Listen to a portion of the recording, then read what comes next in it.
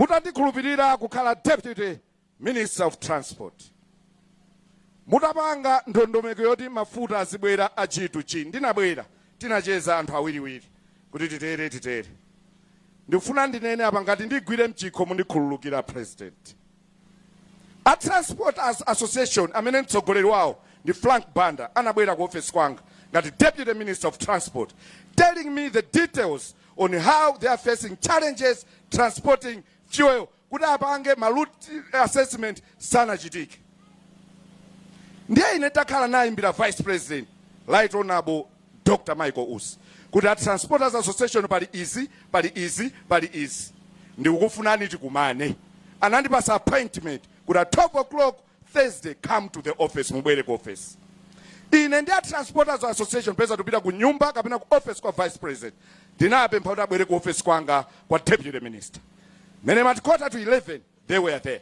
Tinatengana kupita ku nyumba kwawo kuti tikakambirane kuti mafuta akafika kutanga asavute mayendedwe mdziko lino ayende mwamphamvu using Transporters Association. Your Excellency, ndinafika ku office napeza kuti iwo kulibe. Ngati ndikunena izi nzabodza andisuse lerolo.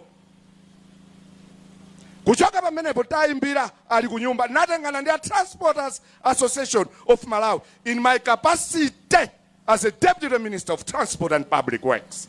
Tinapita ku nyumba kwawo nkukambirana. Titakambirana tinagwirizana kuti meeting ina yopanga kuti mafuta ayende mosavuta tikapangira blunt amount sochi kumene Vice President amaina kukakhala chairperson that meeting. Ndinachoka kuno ndiolemekezeka Honorable Dimba ngati Minister wa Labor kupita Mount Sochi. That meeting he never showed up.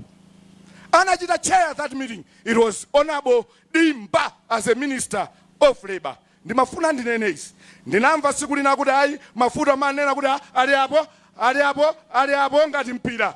I personally approached him to expedite the process of transporting fuel kuchoka uko wachitu chi to this great nation, but he chickened out. If what I'm saying is a lie, may thunder strike me.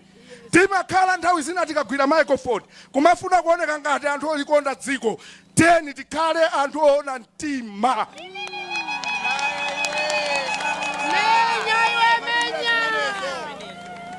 Ndikuti tikhale anthu oona mtima.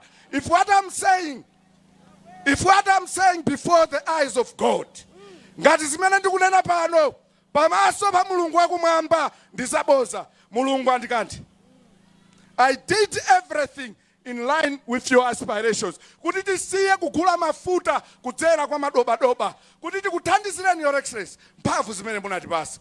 Mulungu atithandize pamene tikutumikira Malawi kupita chitsogolo kuti tikhalebe anthu oona mtima.